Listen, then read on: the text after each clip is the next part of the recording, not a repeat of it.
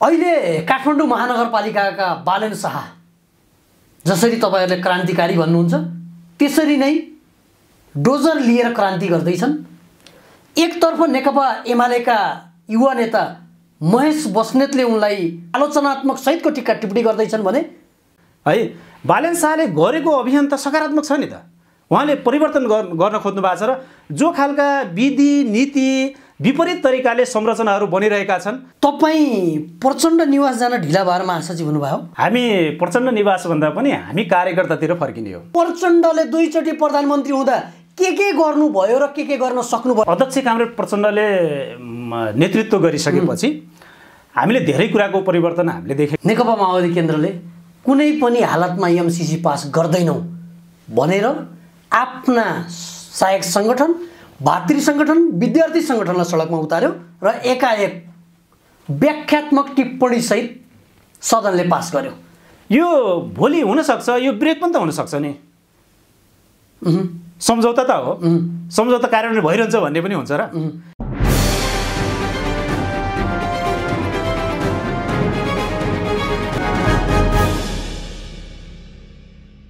नमस्कार, म दिपेन्द्र ढकाल। कार्यक्रम मिसन विशेषमा यहाँहरुलाई हार्दिक स्वागत छ।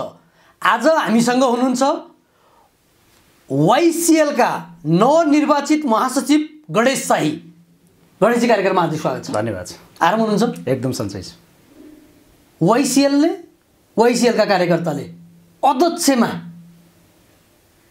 केही सोचेको थियो, सायद नेतृत्व गणेश शाहीको पाउँछौं कि भन्ने, महासचिवमा पुग्नुभयो। के भनिदिनुहुन्छ यस विषयमा?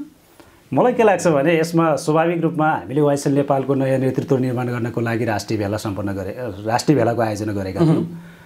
हामीले राष्ट्रिय भेलामा खास गरिकन संगठनात्मक संरचनालाई नयाँ ढङ्गले विकास गर्नका लागि र संगठनात्मक कार्यविभाजनलाई व्यवस्थित गर्नका लागि नै यो राष्ट्रिय भेलाको हामीले आयोजना गरेका थियौँ।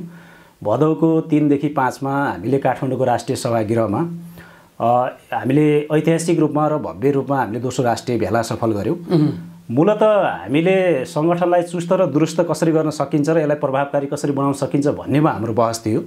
स्वाभाविक रूपमा त्यो भित्र हामी सबैका दाबीहरू थिए, तर हामीले यसको उचित कार्यविभाजन हामीले फेरि सबै बसेर संगठनका प्रतिनिधि साथीहरू र यो संगठनको नेतृत्व गरिरहेका हामी सबै नेता साथीहरू बसेर यसको उचित कार्यविभाजन गर्यौँ। मलाई लाग्छ अहिले हामी चाहे म अध्यक्ष भए पनि वा महासचिव भए पनि म यो संगठनको नेता हो र त्यसरी नै मलाई नेतृत्वको जिम्मेवारी दिएको छ। मैले यो नेतृत्वको जिम्मेवारीलाई मैले कुशलतापूर्वक कार्यान्वयन गर्ने कुरा म यहाँहरुको बिचमा राख्न चाहन्छु। मैले एउटा सोधे भने फरक नपर्ला, तपाई प्रचण्ड निवास जान ढिला भएर महासचिव हुनुभयो? होइन, हामी प्रचण्ड निवास भन्दा पनि हामी कार्यकर्तातिर फर्किने हो। हामीले हाम्रो संगठनलाई कस्तो बनाउन चाहिराखेका छौं भने अब हामी यो संगठनलाई जनतातिर फर्काउने हो, यो संगठनलाई कार्यकर्तातिर फर्काउने हो, यो संगठनलाई युवातिर फर्काउने हो। हामीले हाम्रो संगठनलाई नेतामुखी बनाएर हुँदैन, नेतातिर फर्काएर कुनै पनि युवा संगठनले प्रगति गर्न सक्दैन। किनकि हामीले यो विगत कालदेखि नै कस्तो भयो भने नेताहरू कहाँ जाने, नेताहरूबाट पद लिने, त्यहाँबाट जिम्मेवारी चाहिँ सुनिश्चित गराएर आउने भन्ने खालको परिपाटी जस्तो कता कता हामीलाई पनि आलोचना आइराखेको छ। तर यसलाई हामीले यो राष्ट्रिय भेलाबाट चिरेका छौं। हामीले के भन्यो भने मूलतः हामीले नेतृत्वको निर्देशनलाई पालना गरेका छौं। त्यो निर्देशन हामी पालना पनि गर्छौं। किन गर्छौं भने हामी वाइसिएल नेपाल नेकपा माओवादी केन्द्रको सहायक संगठन हो। यो जनवर्गीय संगठन मात्र होइन, यो युवा संगठन मात्र पनि होइन। यो पार्टीको सहायक संगठन भएको नाताले हामीले पार्टीको निर्देशन मान्नुपर्छ।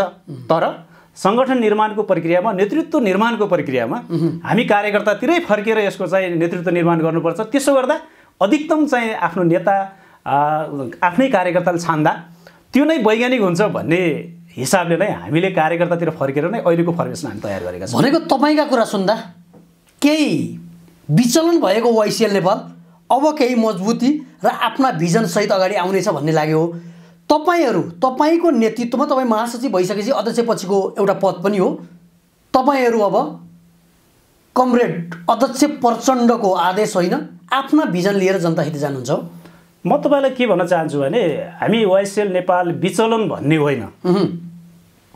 हामीले यसलाई हामी 64 मा हामीले वाइसिएल नेपाल भनेपछि हामीले समग्र आन्दोलनको नेतृत्व गरिरहेका थियौं र हामीले देश निर्माणको नेतृत्व गर्यौं। मूलतः संविधान सभा को निर्वाचनमा हामीले हाम्रो सङ्गठनलाई हमिम र यो देशको परिवर्तनका लागि हामीले कुनै न कुनै खालको योगदान गऱ्यौँ, हामीले बलिदान गऱ्यौँ, त्याग गऱ्यौँ, तपस्या गऱ्यौँ, समर्पण गऱ्यौँ, सबै गऱ्यौँ हामीले। र त्यो त्याग, तपस्या, बलिदान र समर्पणले नै अहिलेको राजनीतिक परिवर्तन आएको हो। हामी विचलनको अभियानमा छैनौँ, हामी बरु यसलाई निर्माणको अभियानमा छौँ।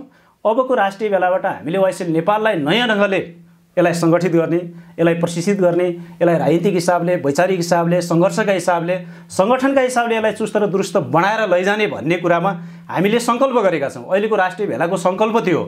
र मलाई के लाग्छ भने हामी त मूलतः पार्टीको एउटा सहायक सङ्गठनको नाताले मूल दिशा अथवा मूल कार्यदिशा हामीले पार्टीले निर्माण गरेको कार्यदिशालाई नै हामीले दृढतापूर्वक कार्यान्वयन गर्छौँ। त्यसको मातात्मा रहेर हामीले युवा आन्दोलनलाई, खास गरिकन समाजवादी युवा आन्दोलनलाई यसको नेतृत्व गर्ने गरिकन हामीले यो राष्ट्रिय भेलामा एउटा सङ्कल्प गरेका छौँ, एउटा त्यसप्रति प्रतिबद्धता गरेका छौँ। र त्यो आन्दोलनको नेतृत्व नयाँ ढङ्गले पुनर्गठन गर्ने। अब हामीले कहिले कस्तो लाग्छ भने हामीले पुरानै वाइसिएल खोजेर हुँदैन नि त। अब समयक्रम बदलियो। हिजो हामी कुन अवस्थामा थियौँ, आज हामी कुन अवस्थामा छौँ, त्यो कुरा त हामीले समय परिस्थिति परिवर्तन भन्दै गर्दा अहिले हामीले मूलतः यो वाइसिएललाई अहिलेको समय सापेक्ष अनुसार हामीले बदल्न चाहन्छौँ र यसलाई रूपान्तरण गरेर अगाडि लिन चाहन्छौँ। तपाईँले एउटा शब्द भन्नुभयो परिवर्तन। कस्तो परिवर्तन, के भयो परिवर्तन? मलाई के लाग्छ भने हामीले अहिले तपाईँको हामी 10 वर्षको जनयुद्ध लड्यौँ हो। हामीले त्यति बेला के भनेका थियौँ भने पुरानो सामन्ती राज्य व्यवस्थाको अन्त्य गर्ने र नयाँ जनवादी व्यवस्था स्थापना गर्ने भन्ने सङ्कल्प थियो। त्यो जनयुद्धमा हामीले गरेको एउटा सङ्कल्प, प्रतिबद्धता वा त्यसको प्रतिबद्धता र सङ्कल्पमा हामीले लडाइँ लडेका थियौँ। 10 वर्षको जनयुद्ध पनि भयो। हामीले 10 वर्षको जनयुद्धबाट के परिवर्तन पायौँ भने हामीले पुरानो राज्य व्यवस्थाको अन्त्य गऱ्यौँ है। निरङ्कुश सामन्ती राज्य व्यवस्था अहिले छैन र हामीले अहिले सङ्घीय लोकतान्त्रिक गणतन्त्र स्थापना भएको छ र सङ्घीय लोकतान्त्रिक गणतन्त्र स्थापना अन्तर्गत नै हामीले नयाँ व्यवस्था पाएका छौँ। हामी सबैले आज यो व्यवस्थामा बोल्न पाएका छौँ र हामीले हाम्रा हक अधिकारहरूका बारेमा चाहिँ आफूले आवाज बुलन्द गर्न पाएका छौँ र जनतालाई प्रत्यक्ष रूपमा नेतृत्व गर्ने, जनताले नै नेतृत्व गर्ने व्यवस्था हामीले स्थापित गरेका छौँ। मलाई के लाग्छ भने हामीले व्यवस्था परिवर्तन गरे अनुसार अवस्था हाम्रो बदलिएको छैन, परिवर्तन भएको छैन। यसमा अहिले हाम्रो पनि बहस हो। हामीले अब व्यवस्था बदलेर मात्र भएन, अवस्था बदल्नु पर्यो भन्ने छ हाम्रो कुरा। यो वाइसिएल नेपालको अबको अभियान हो। यसको लागि हामीले के भनेका छौँ भने अब स्थानीय तहमा युवाहरूलाई हामीले अब उत्पादनमा जोड्ने, श्रममा जोड्ने, श्रम सहकारीहरू निर्माण गरेर जाने र अब हामीले युवाहरूलाई स्वरोजगारमा हामीले सङ्गठित गर्ने, अब आन्दोलनका लागि मात्र नभएर हामीले निर्माणका लागि युवाहरूलाई सङ्गठित गर्ने, त्यो अभियानमा हामीले यसलाई परिचालित गर्ने र साँच्चीकै रूपमा नेपाली जनताको र नेपाली युवाहरूको अवस्थालाई बदल्नका लागि यसको नेतृत्व गर्नुपर्छ भन्ने कुरामा हामीले सोचिरहेका छौँ र त्यो अभियानको नेतृत्व अब हामी गर्दैछौँ। व्यवस्था परिवर्तन भयो, अवस्था परिवर्तन गर्नुपर्छ भन्नुभयो। कति वर्ष लाग्छ अझै अवस्था परिवर्तन गर्न? आज 15-18 वर्षसम्म माओवादी सरकारमा र माओवादीका नेताहरू मन्त्री भइरहँदा अब कति वर्ष लाग्छ अवस्था परिवर्तन गर्न? एकदम तपाईँले एकदम महत्त्वपूर्ण कुरा गर्नुभयो। हामीले के भनेका छौँ भने यो राज्यको पुनर्संरचनासँगै है हामीले राज्यको पुनर्संरचना गऱ्यौँ, तर हामीले के गर्न सकेका छैनौँ भने यो ब्युरोक्रेसीलाई है, यो राज्यको जो एउटा महत्त्वपूर्ण चिज हो यसमा हामीले अझै परिवर्तन गर्न सकिरहेका छैनौँ।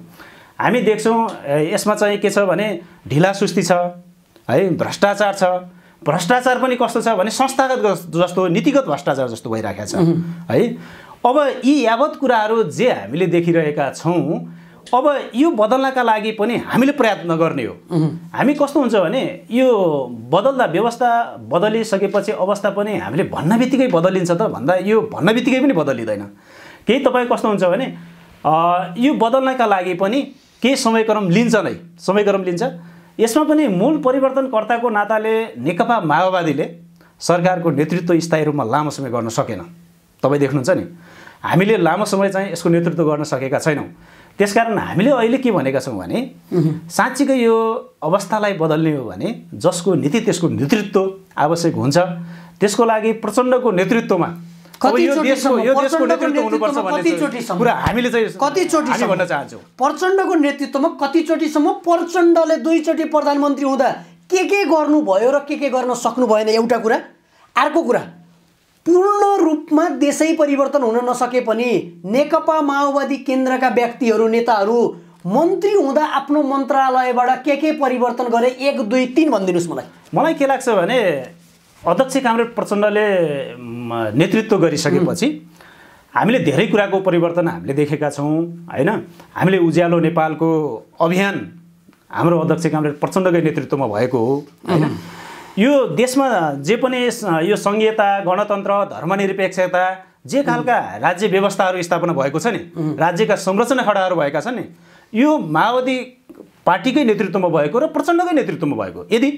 यदि प्रचण्डले त्यो नेतृत्व गर्नुहुन्न थियो भने यो व्यवस्था वा यो खालको परिवर्तन सम्भव थिएन। हेर्नुहोस् हैन, यो कुरा हामीले दावाका साथ भन्न सक्छौँ र हामीले जनताको जनजीवनलाई उकास्नका लागि वा जनताको जीवनस्तर बदल्नका लागि हामीले प्रयत्न नगरेको होइन, वा चाहिँ यो महँगी भ्रष्टाचार आदि इत्यादि जे खालको चाहिँ व्यतिथिहरू छ यसलाई नियन्त्रण गर्नको लागि हामीले पहल नगरेको होइन।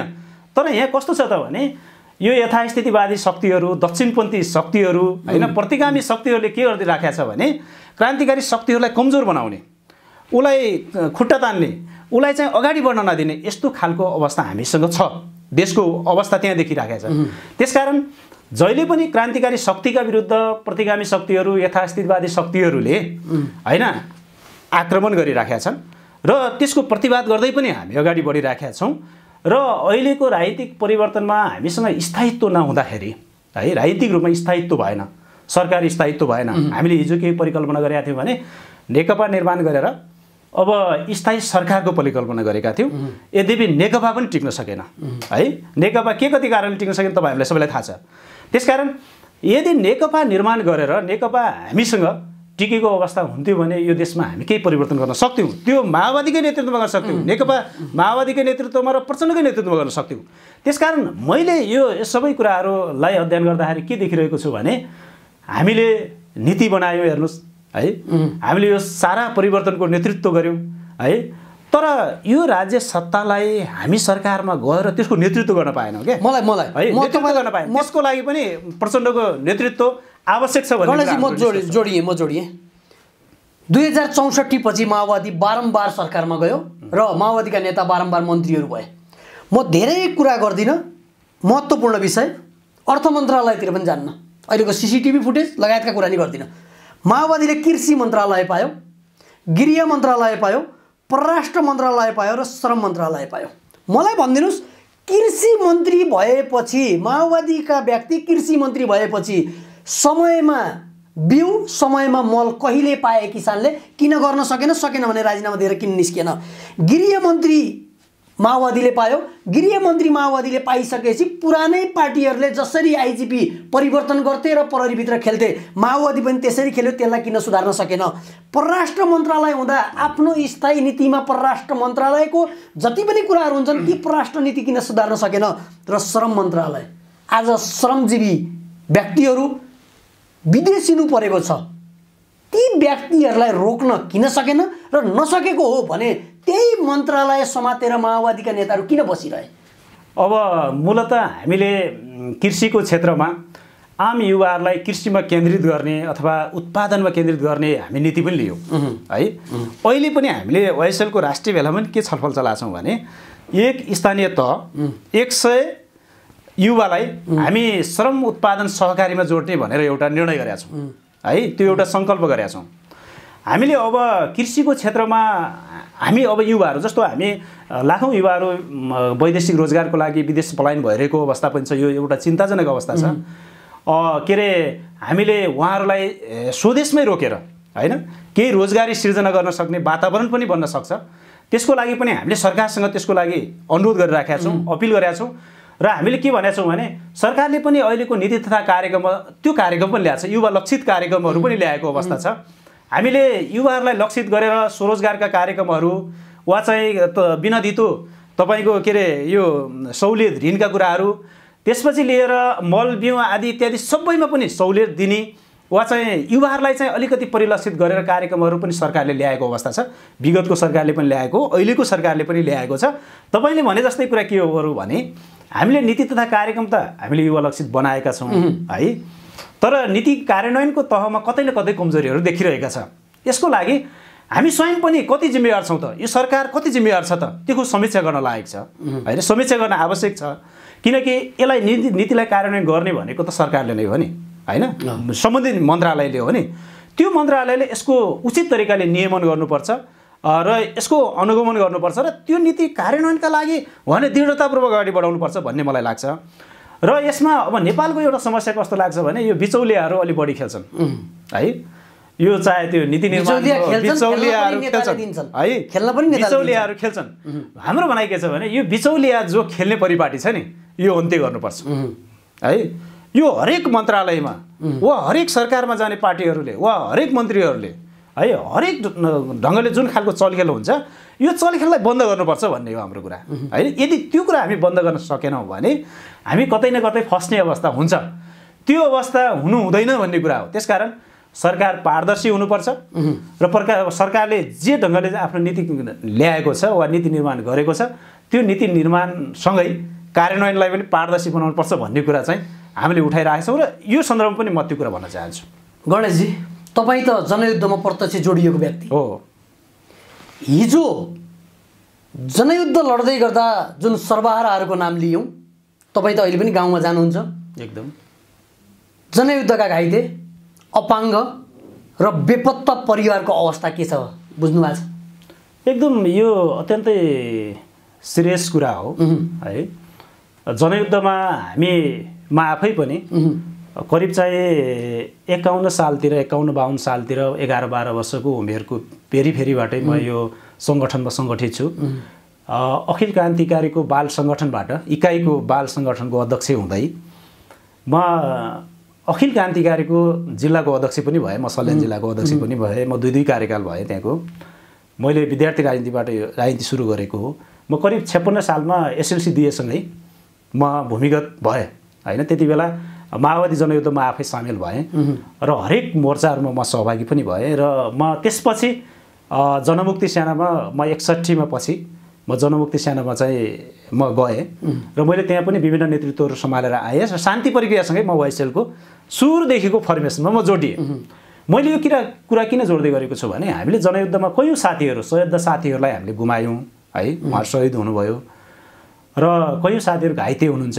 उहाँहरूलाई अहिले पनि हेर्दा पनि हामी आफैलाई पनि बडा दुःख लाग्छ है। र हामीले उहाँहरूको अवस्थालाई सरकारले पनि पटक हामी सरकारमा जाँदा पनि घाइतेहरूको उपचारको कुराहरू नउठाएको होइन, हामीले पटक त्यसलाई उठायौँ पनि। तर अझै पनि हामीले जति भने जस्तो हो नि त्यो व्यवस्था हामीले गर्न सकेका छैनौँ र सामान्यतया शहीद परिवारहरू, घाइते परिवारहरू वा घाइते योद्धाहरू वा बेपत्ता परिवारका योद्धाहरूको अवस्थालाई अझै हामीले भने जस्तो गरिकन परिवर्तन गर्न सकेका छैनौँ, सपोर्ट गर्न सकिरहेका छैनौँ। यो कुरा सरकारी लेभलबाट राज्यले पनि सोच्नुपर्छ, किनकि उहाँहरूले पनि गरेको योगदान के हो भने यो राज्य बदल्नका लागि हो, परिवर्तन गर्नकै लागि हो उहाँले गरेको त्याग तपस्या बलिदान पनि। अहिले पनि यो इस्युमा हामीले के भनेका छौँ भने सरकारले गर्ने कुरा, दबाब दिने कुरा पनि हामीले सधैँ त्यो दिइराखेका पनि छौँ, केही पहल पनि भइराखेको छ र सँगै हामीले सङ्गठनमा पनि के सोच बनाइराखेका छौँ भने अब हामीले शहीद परिवारहरू, घाइते योद्धाहरूलाई हामीले भेट्नुपर्छ। उहाँहरूका दुःख पीडाहरू जे छ त्यो दुःख पीडाहरूले हामीले पनि बुझ्नुपर्छ र हामीले पनि हाम्रो तर्फबाट के समाधान दिन सक्छौँ त्यो समाधान दिने परिपाटी हामीले पनि निर्माण गर्नुपर्छ भनेका छौँ। र अहिले हामीले के भनेका छौँ भने यो हामीले कार्यकर्ता संरक्षण कोष र यो घाइते योद्धाहरू वा चाहिँ हामी यो दुःख पाएका जति पनि अप्ठ्यारोमा परेको हुन्छ नि भन्नलाई हामीले यसलाई कार्यकर्ता संरक्षण कोष भनेर भनेका छौँ। तर यसको मकसद हामी भित्र के छ त भने टोटलमा हामी पार्टी सङ्गठन आन्दोलनमा जुन ठाउँमा समस्या परेका नेता कार्यकर्ता वा हाम्रा समर्थक शुभचिन्तकहरू जति छ त्यसलाई हाम्रो तर्फबाट सहयोग गरिकन एउटा फन्ड हामी तयार गर्दैछौँ। त्यसलाई हामीले कार्यकर्ता संरक्षण कोष करिब 1 करोडको हामीले कार्यकर्ता संरक्षण कोष भनेर चाहिँ हामीले स्थापना गरिकन हामी अस्तिको बैठकबाट पनि यसलाई निर्णय गरेर अगाडि बढिसक्यौँ। त्यसमा हाम्रो फन्ड जुट्दै पनि छ। यसलाई हामीले हाम्रो तर्फबाट पहल गर्छौँ र राज्यलाई पनि के भन्छौँ भने उहाँहरू एउटा परिवर्तनको लागि लडेको योद्धा हो, उहाँहरूको रगत बग्यो होइन, उहाँहरू जे खालको दुःख पाउनु भएको छ उहाँलाई पनि राज्यले उचित सम्मान गर्नुपर्छ भन्ने कुरा हो। मेरो कुरा कमरेड प्रचण्डको चुनावी क्षेत्र चितवन, कमरेड प्रचण्डले सत्तामा हुँदा होस् या सत्तामा नहुँदा होस् उहाँले आफ्नो चुनावी क्षेत्रमा विकासको खोलो बगाउनुहुन्छ किन भोलि बिहान त्यहाँबाट चुनाव जित्नु छ। प्रचण्डले चाहनुभयो भने बेपत्ता परिवार, अपाङ्ग परिवार र शहीद परिवारलाई हेर्न नसक्ने अवस्था र राज्यले गर्न नसक्ने अवस्था हो। प्रचण्डले अहिले पनि आह्वान गरेर वाइसिएलहरूलाई गाउँ गाउँमा परिचालन गरेर अहिलेसम्म अपाङ्ग र घाइतेहरूको लिस्ट निकाल र टुँडी खेलमा तिरपाल टाँगेर घाइतेहरूलाई लिएर आऊ र उपचार राज्यले गर्नुपर्छ भन्ने आदेश दिने भने वाइसिएलले के गर्छ? म के भन्छु भने यो प्रचण्डको मात्र सवाल होइन, प्रचण्ड नेतृत्वमा भएपछि सवाल प्रचण्डकै। एकछिन म तपाईँलाई के भन्छु भने यो प्रचण्डको मात्र सवाल होइन, यो राज्यको सवाल पनि हो। किनकि हामी त हिजो जनयुद्धमा थियौँ, हामी शान्ति प्रक्रियामा आयौँ। हामी राजनीतिक दल, यो देशका राजनीतिक दलहरू र सरकार र माओवादी विद्रोही पक्ष भएर हामी शान्ति प्रक्रियामा आएको नि त। हामी एक्लै आएको त होइन नि। हामीले यो शान्ति प्रक्रियामा हामी जसरी आयौँ त्यहाँ पनि एउटा शान्ति प्रक्रियामा हामी आउँदाखेरि यसको व्यवस्थापन कसरी गर्ने भन्ने कुरा त्यहाँ पनि छलफल छ होइन। त्यहाँ पनि कुनै न कुनै सहमति भएको छ, समझदारी भएको छ। आज यो सरकारमा हुने अन्य राजनीतिक दलहरूले आज हामी सामान्य माओवादी भनेको सामान्य एउटा दल मात्र पनि होइन नि त। यो एउटा आन्दोलन हो, यो एउटा अभियान हो, यो एउटा त तपाईँको त्यो परिवर्तनको परिवर्तनको नेतृत्व गरेको एउटा शक्ति हो नि त। त्यो शक्तिलाई सरकारमा हुँदा वा राज्य पक्ष र विद्रोही पक्ष बिचको जे समझदारी थियो, जे सहमति थियो, जे ढङ्गले हामी शान्ति प्रक्रियालाई टुङ्ग्याउने भनिएको थियो, त्यो प्रक्रियामा त उहाँहरू सबैले पनि पहल गर्नु पर्यो नि त होइन। मुख्य हिस्सा हामी भएको हुनाले हामीले आम राजनीतिक पार्टीहरूले र यो राज्यले नै यसको दायित्व लिनुपर्छ भन्छु म त। मलाई एउटा कुरा बुझाइदिनु। तर मूल नेतृत्व हुनुको नाताले प्रचण्डले त्यसको सचेत पहल कदमी लिनुपर्छ र त्यसको नेतृत्व गर्नुपर्छ भन्ने। मलाई एउटा कुरा बुझाइदिनुहोस्, सत्ता पक्ष र विद्रोह पक्ष, तत्कालीन नेकपा माओवादी विद्रोह पक्ष थियो र तत्कालीन सरकार सत्ता पक्ष थियो हो। तपाईँको 2064 को चुनावपछि नेपालमा माओवादीले दुईचोटि सरकारको नेतृत्व गर्यो। त्यो सरकारको नेतृत्व कमरेड प्रचण्ड प्रधानमन्त्री हुनुभयो। त्यति बेला त्यो आन्दोलनकारी विद्रोही पक्ष पनि माओवादी, सत्ता पक्ष पनि माओवादी बन्छ। त्यति बेला दोष कसलाई दिने र कमरेड प्रचण्डले सत्य निरूपण तथा मेलमिलाप आयोगलाई अगाडि किन बढाउन सक्नु भएन र वाइसिएललाई एउटा निर्देशन दिएर देशैभरिका घाइते र अपाङ्गहरूको लिस्ट तयार पारेर किन भन्नु भएन? मैले के भन्छु भने आज शान्ति प्रक्रियाका यी तमाम मुद्दाहरूलाई सत्य निरूपण तथा मेलमिलाप आयोग मार्फत हल गरिनुपर्छ भन्ने कुरा त्यति बेला पनि समझदारी छ हो, सहमति भएको छ।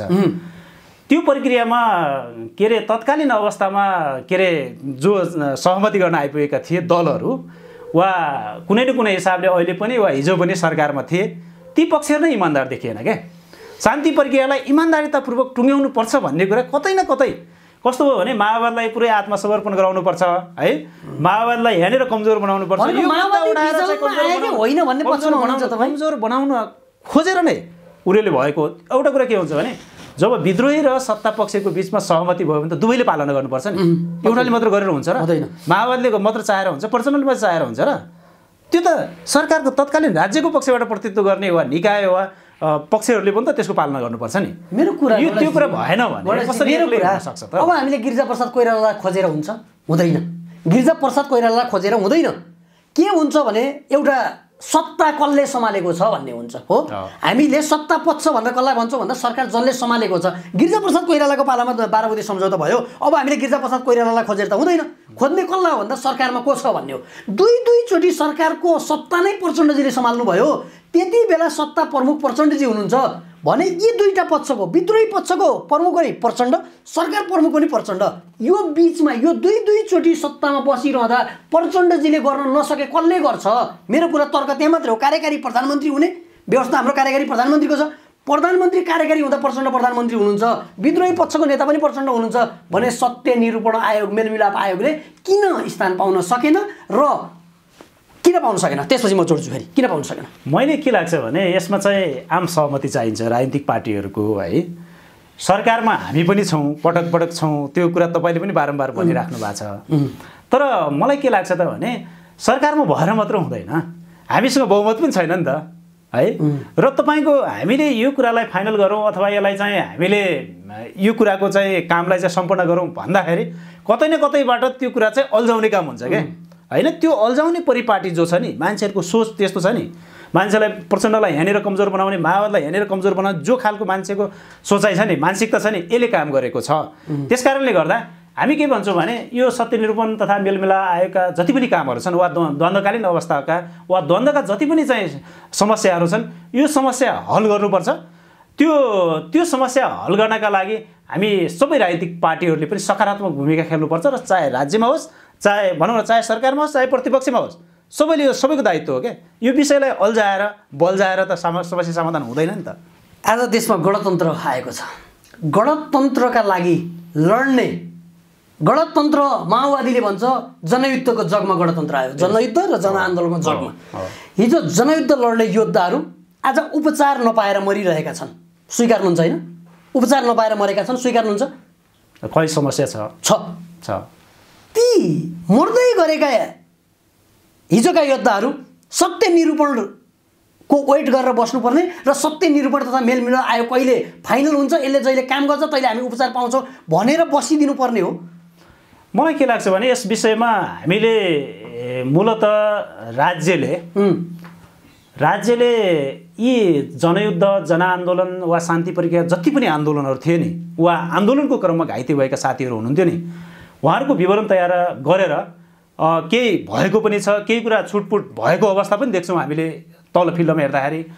ती सबैको लिस्टहरू विवरणहरू तयार गरेर उहाँहरूको चाहिँ स्वास्थ्य उपचार गर्ने सन्दर्भमा यो कुरा सरकारले दायित्व लिनुपर्छ जस्तो लाग्छ मलाई। लिनुपर्छ। किन लिनुपर्छ भने उहाँहरूले चाहिँ जे घाइते हुनुभयो, जे खालको चाहिँ उहाँहरूले बलिदान गर्नुभयो, जे खालको जो उहाँले समस्या बेहोरिरहनु भएको छ, उहाँहरू त व्यक्तिगत कारणले त होइन नि त। यो राज्यकै चाहिँ राज्य व्यवस्था परिवर्तन गर्नका लागि, यो राजनीतिक आन्दोलनलाई परिवर्तन गर्नका लागि, यो व्यवस्था परिवर्तन गर्नका लागि उहाँले दिएको योगदान हो।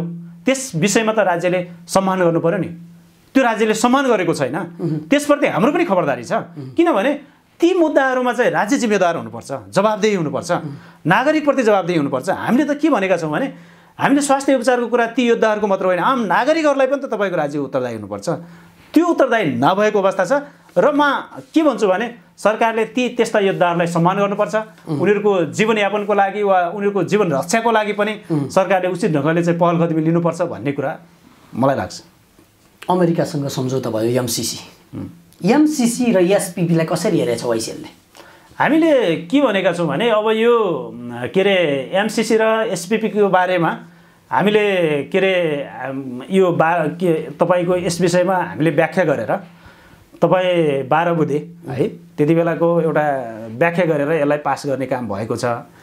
अब एमसिसी र एसपिपी वास्तवमा यो कुनै पनि राज्य, हामी यो राज्य त स्वतन्त्र छ, यो सार्वभौम राज्य हो है। हामी कुनै स्वतन्त्र वा सार्वभौम राज्य कसैको अङ्ग हुनु हुँदैन है, सैनिक अङ्गको रूपमा यो हुनु हुँदैन। र हामी के चाहन्छौँ भने यो राष्ट्रियताका लागि होइन, सार्वभौमताका लागि वा यो देशको स्वतन्त्रताको लागि यो स्वतन्त्र हुनुपर्छ र राज्य स्वतन्त्र हुनुपर्छ भन्ने हामीलाई लाग्छ। र हामीले जो व्याख्यात्मक एमसिसीको व्याख्यात्मक घोषणा गरेर है सदनमा पास गर्ने काम भएको छ। यद्यपि यसले धेरै समस्याहरूलाई यसले हल गरेको छ जस्तो मलाई लाग्छ। किनभने यो अलिकति अप्ठ्यारो बाटोमा एमसिसी मार्फत अप्ठ्यारो बाटोमा देश जाँदै थियो, त्यो बाटोबाट कम्तीमा सदनबाट रोक्ने काम भएको छ भन्ने कुरा मलाई लागेको छ। नेकपा माओवादी केन्द्रले कुनै पनि हालतमा एमसिसी पास गर्दैनौँ भनेर आफ्ना सहायक सङ्गठन, भातृ सङ्गठन, विद्यार्थी सङ्गठनलाई सडकमा उतार्यो र एकाएक व्याख्यात्मक टिप्पणीसहित सदनले पास गर्यो। तपाईँहरूले कहिलेकाहीँ नेकपा माओवादी केन्द्रका अध्यक्ष प्रचण्डजी र अहिले तपाईँहरू सम्मिलित सरकारलाई सोध्नु टिप्पणीसहित सदनले पास गरेको एमसिसी अमेरिकाले स्वीकारेको पत्र पठायो? म के भन्छु भने यस विषयमा हामीले व्याख्यात्मक टिप्पणी सहितको जे चाहिँ गरिएको छ नि त्यसलाई स्वीकारे कार्यान्वयन हुन्छ, कार्यान्वयन हुँदैन। तपाईँलाई के भन्न चाहन्छु भने यो भोलि हुनसक्छ, यो ब्रेक पनि त हुनसक्छ नि। सम्झौता त हो, सम्झौता कार्यान्वयन भइरहन्छ भन्ने पनि हुन्छ र। यदि दुवै पक्ष तपाईँ र मैले चाहिँ मानव कुनै सम्झौता गऱ्यो भने तपाईँले मेरो कुरा नमान्ने, मेरा शर्तहरू नमान्ने है, तपाईँको कुरा मैले नमान्ने भयो भने तपाईँ र मेरो सम्बन्ध रहिरहन्छ? रहँदैन नि त। त्यसकारण हामीलाई के लाग्छ भने व्याख्यात्मक टिप्पणी सहितको जे कुरा गरिएको छ त्यो अनुसार कार्यान्वयन हुनुपर्छ भन्ने कुरा हो र यो प्रति हामीले सरकारलाई पनि खबरदारी गर्छौँ। तपाईहरुले नेपाल सरकारलाई यस्तो भन्नु पर्यो, तपाईका कुरामै मैले टेकेर भन्दैछु, जबसम्म अमेरिकाले व्याख्यात्मक टिप्पणी सहितको एमसीसी हामीले स्वीकार्यौं भनेर पत्र पठाउँदैन, तबसम्म एमसीए नेपालको कार्यालय नेपालमा राख्न दिनु हुँदैन भनेर आवाज किन उठाउनुहुन्न? हामीले के भनेका छौं भने राष्ट्रियताको विषयमा हामी जहिले पनि एकदम सतर्क छौं। यो हामी के रे राष्ट्रिय स्वतन्त्रताको लागि, राष्ट्रिय स्वाभिमान के रे सार्वभौमिकताको लागि हामी जहिले पनि सचेत छौं र हामी युवाहरूले राष्ट्रियताका लागि सधैँ आन्दोलन पनि हामीले गरिरहेका छौं। र हामीले अहिले पनि के भनेका छौं भने यति बेला हामीले संकल्प गर्दाखेरि एउटा प्रस्ताव के भनेका छौं भने यो उचित ढंगले कार्यान्वयन गर्नु छ, त्यो ढंगले कार्यान्वयन हुनु पर्यो। यदि उचित ढंगले कार्यान्वयन भइरहेको छैन भने त्यसप्रति खबरदारी गर्नुपर्छ भनेर हामीले भनेका छौं। त्यो कुरा हामीले यसको समग्र कुराहरूलाई अध्ययन गरेर यो कुन तरिकाले कस्तो अवस्थामा कसरी गइराखेको छ भन्ने कुरा हामीले त्यसको अध्ययन गरेर त्यसप्रति हामीले हाम्रो तर्फबाट पहल कदमी गर्छौं र हामीले खबरदारी गर्छौं। सही छ, सही तरिकाले भइरहेको छ भने सही तरिकाले कार्यान्वयन गर्ने वातावरणका लागि हामीले पहल गर्छौं, होइन भने त्यसप्रति हामीले पनि आवाज बुलन्द गर्नुपर्छ। यो हामी सबैको दायित्व पनि हो। प्रतिनिधि सभा प्रदेश सभाको चुनाव नजिकै छ। हजुर, नेकपा माओवादी केन्द्र गठबन्धनै गर्छ कि यो गठबन्धन तोडेर अर्कै बाटो लाग्छ? अहिलेसम्मको स्थिति हेर्दा यो गठबन्धन सहित नेकपा माओवादी केन्द्र अगाडि बढ्ने अवस्थामा छ र त्यो अनुसारको आफ्नो के रे गृह कार्य पनि उले अगाडि बढाइरहेको छ। अब मलाई लाग्छ यो अहिलेको गठबन्धन यो के रे यो रूपान्तरणका लागि, क्रान्तिकारी र अग्रगामी चाहिँ परिवर्तनका लागि र त्यो उपलब्धिहरूको रक्षाका लागि भएको गठबन्धन हो। त्यो तपाईहरु सबैलाई पनि थाहा छ। यो देशमा प्रतिगमन भयो र प्रतिगमन पछि मात्र यो अग्रगमनका लागि भएको चाहिँ तपाईको गठबन्धन हो। यो अहिलेसम्मको सबै राजनीतिक दलहरू र नेताहरूको निष्कर्ष के छ भने यो गठबन्धनलाई र यो गठबन्धन सहित नै चुनावमा जानुपर्छ भन्ने निष्कर्ष छ। त्यो आधारमा नै नेताहरूले तयारी गरिरहेको अवस्था देख्छु। कति सिट जति ल्याउने आकलन गर्नुभएको छ नेकपा माओवादी केन्द्रले? मोटामोटी हामीलाई के लाग्छ भने हामी यसमा चाहिँ के रे गठबन्धनमा चाहिँ हामी गयौँ भने कम्तीमा 50 देखि 60 हामीले त्यस्तो आकलन गरेका छौँ समानुपातिक सहित। अहिले काठमाडौँ महानगरपालिकाका बालेन शाह जसरी तपाईहरुले क्रान्तिकारी भन्नुहुन्छ त्यसरी नै डोजर लिएर क्रान्ति गर्दैछन्। एकतर्फ नेकपा एमालेका युवा नेता महेश बस्नेतले उनलाई केही टिक्का टिप्पणी आलोचनात्मक सहितको टिक्का टिप्पणी गर्दैछन् भने नेकपा माओवादीका युवा नेता रामप्रसाद सापकोटा दीपशिखा र तपाईका नवनिर्वाचित अध्यक्ष सुबोध शेरापाइलीले बचाउ गर्दै हुनुहुन्छ। तपाईहरु बालेन शाहलाई काठमाडौँ महानगरपालिकामा सहयोग गर्दै हुनुहुन्छ। म के भन्छु भने वाइएसएल नेपालको आन्दोलनको विरासत के छ भने हामी जहिले पनि परिवर्तनको पक्षमा छौं, हैन? यो देशको विकासको पक्षमा छौं, समृद्धिको पक्षमा छौं। वाइएसएल नेपाल सधैँ त्यो आन्दोलनको त्यो अभियानको नेतृत्व गरिराखेको छ। चाहे त्यो स्वतन्त्रबाट होस् चाहे कुनै राजनीतिक पार्टीबाट प्रतिनिधित्व गर्ने कुनै प्रतिनिधिहरूले राम्रो काम गर्छ भने त्यसलाई हामीले स्यालुट गर्नुपर्छ, त्यसलाई साथ दिनुपर्छ, समर्थन दिनुपर्छ र त्यसका पक्षमा उभिनुपर्छ भन्ने हो। हामी के भन्छौँ भने जे राम्रो छ नि राम्रोलाई राम्रो भन्न सक्नु पर्यो नि। बालेन शाहले जे खालको अभियानलाई अगाडि बढाइराख्नु भएको छ उहाँलाई हाम्रो किन समर्थन छ भन्नुहुन्छ भने जे ढङ्गले शक्ति केन्द्रहरूको आडमा है यहाँको नीति विधि र कानुनभन्दा बाहिर रहेर जुन ढङ्गले मनपरी गर्ने भइराखेको छ नि त्यो कुरालाई त उहाँले नियममा ल्याउन खोजिराख्नु भएको छ नि, विधिमा ल्याउन खोजिराख्नु भएको छ। तर महेश बस्नेल त नियन्त्रण गर्छौं भन्नुभएको छ। होइन, अब हामीले उहाँले नियन्त्रण गर्नुहुन्छ वा गर्नुहुन्न उहाँलाई नै सोध्नुहोस् है। तर विधिको शासनलाई मान्ने हो भने, यो कानुनलाई हामीले मान्ने हो भने, कानुन वा विधि भनेको त सबैको लागि बराबर हो नि। त्यो कुनै चाहिँ हामी ठुलो राजनीतिक पार्टीको वा चाहिँ म यो सङ्गठनको ठुलो नेता भए भनेर कुनै विधि वा नीति मिच्न मिल्छ र? मिल्दैन नि। हामीले कुनै खबरदारी गर्न मिल्छ र? गलत कामलाई हामीले साथ दिन मिल्छ र? उहाँहरूले किन गर्नुभएको छ त्यो उहाँहरूको सवाल हो। त्यसकारण म के भन्छु भने उहाँहरू गलत बाटोमा हुनुहुन्छ है। बालेन शाहले गरेको अभियान त सकारात्मक छ नि त। उहाँले परिवर्तन गर्न खोज्नु भएको छ र जो खालका विधि नीति विपरीत तरिकाले संरचनाहरू बनिरहेका छन् र जुन तरिकाले मान्छेले सत्ताको आडमा शक्तिको आडमा वा चाहिँ जुन खालको मनपरी गरिराखेका छन् नि केही शक्ति केन्द्रहरूले वा शक्तिको आडमा गरिराखेका छन् नि त्यो कुरालाई नियन्त्रण त गर्नुपर्छ नि त है। अहिले त सरकारको प्रमुख बालेन हो नि, बालेनले त मान्नु पर्यो नि त हामी सबैले, हो कि नै? त्यसकारण त्यो सकारात्मक कामको लागि हाम्रो साथ हो। हामी अन्त्यतिर छौँ। वाइसिएल नेपाल स्वाभिमान, स्वाधीनता र आत्मनिर्भर हुने गरी कृषिमा जोडिएर कृषकहरूसित सहकार्य गरेर काम गर्दैछ र गर्छ। एकदम मैले अगाडि पनि भने र अहिले हामीले के अभियान चलाइरहेका छौँ भने र चलाउने ढङ्गले हामीले करिब करिब सङ्गठनात्मक सुदृढीकरण र विस्तार अभियान भनेर हामीले 3 महिने कार्यक्रम चाहिँ तय गरिसकेका छौँ। अब हामी यो प्रतिनिधि सभा र प्रदेश सभाको निर्वाचन अगाडि एकातिर चुनावको तयारी गर्छौँ हामी, अर्कोतिर हामीले सङ्गठन हाम्रो आन्तरिक शक्तिलाई सुदृढ गर्छौँ। आन्तरिक शक्तिलाई सुदृढीकरणसँगै वा यसको निर्माणसँगै हामीले प्रतिनिधि सभा र प्रदेश सभामा हामीले हाम्रो पार्टीलाई अब्बल बनाउने हैन, हाम्रो पार्टीलाई जतिसक्दो धेरै सिटमा विजय गराउने गरिकन हामीले यसको अभियानको नेतृत्व गर्छौँ। त्यो एउटा हिसाबले हामी आन्तरिक शक्ति सुदृढ गर्छौँ र चुनावमा हामीले शक्तिलाई पनि केन्द्रित गर्छौँ। अर्कोतिर हामीले सँगसँगै अभियानलाई के अगाडि बढाइरहेका छौँ भने सँगसँगै हामीले अब युवाहरूलाई उत्पादनमा जोड्नुपर्छ, कृषिमा जोड्नुपर्छ। मान्छे कस्तो भयो त भने मान्छेहरू यहाँ नेपालमा रोजगारी छैन भनेर विदेश जाने अवस्था पनि आइरहेको छ। यसको लागि पनि राज्यले उचित वातावरण त बनाउनु पनि पर्ने भएको छ। राज्यले उचित वातावरण बनाउनुपर्छ र राज्यलाई म त्यो उचित वातावरण बनाउन पनि यो तपाईँ मार्फत चाहिँ म माग गर्न चाहन्छु। र हामीले अब आम युवाहरूलाई अब कृषिमा जोड्नुपर्छ, उत्पादनमा जोड्नुपर्छ। त्यसको लागि श्रम र उत्पादन गर्ने एउटा अभियानलाई थालनी गरिकन हामीले श्रम र उत्पादनको लागि एउटा सहकारी गठन गरिकन हामीले सोचिरहेका छौँ। त्यसमा हामीले मूलतः के सोचेका छौँ भने आज परम्परागत हाम्रा खेतीपातीहरू हामीसँग नभएको अवस्था छ है। हामीले के अरे आयात गर्ने अवस्था छ। आज हाम्रो चाहिँ तपाईँको हामी हेऱ्यौँ भने गाउँमा हिजो कोदो फल्थ्यो, आज छैन, फापर फल्थ्यो, छैन है।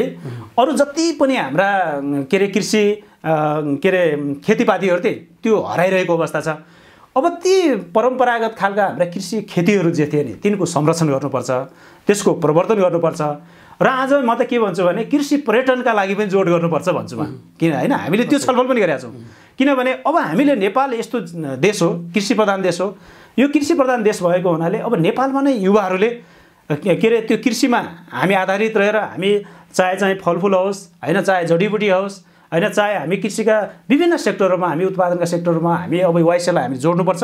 त्यसको नेतृत्व वाइसिएलले गर्नुपर्छ र त्यो अभियानलाई हामीले प्रभावकारी बनाउनुपर्छ भन्ने ढङ्गले हामीले कार्यक्रम अगाडि बढाएका छौँ। र सम्भवतः मलाई लाग्छ अब युवाहरूलाई हामीले हाम्रो के अरे उत्पादनतर्फ, हामीले हाम्रो श्रमतर्फ होइन, हाम्रो रोजगारी सिर्जना गर्नेतर्फ हामीले सोच्नुपर्छ र यसरी नै हामी नेपालमा के गर्न सक्छौँ भन्ने खालको वातावरण बनाउन सक्नुपर्छ भन्ने मलाई लाग्छ। त्यसको लागि पनि त्यसको अभियानको नेतृत्व हामी वाइसिएल नेपालले गर्छौँ। कार्यक्रममा आइदिनु भयो व्यस्तताका बावजुद तपाईँलाई धेरै धेरै धन्यवाद। र फेरि पनि तपाईँको कार्यकालको शुभकामना र सफलताको शुभकामना दिँदै हामी बिदा हुन्छौँ। धन्यवाद। धन्यवाद। तपाईँले पनि मलाई एउटा महत्त्वपूर्ण समय दिनुभयो। शान्ति नेपाल टेलिभिजनलाई म विशेष धन्यवाद दिन चाहन्छु र मैले व्यक्तिगत रूपमा आज तपाईँलाई नै विशेष धन्यवाद दिन चाहन्छु। तपाईँले पनि हाम्रा विचारहरूलाई तपाईँ मार्फत आम युवाहरूको माझमा, आम जनसमुदायहरूको माझमा राख्ने एउटा मौका दिनुभयो। त्यसको लागि पनि फेरि पनि तपाईँलाई धन्यवाद दिन चाहन्छु। कार्यक्रम मिसन विशेष हेरेर बस्नुहुने आदरणीय दर्शकबिन्दुहरू, हाम्रो कार्यक्रम तपाईँलाई कस्तो लाग्यो? कार्यक्रमको युट्युब पेज, युट्युब च्यानल र शान्ति नेपाल पेजमा गएर कमेन्ट र सल्लाह सुझाव दिन सक्नुहुन्छ। धेरै धेरै धन्यवाद।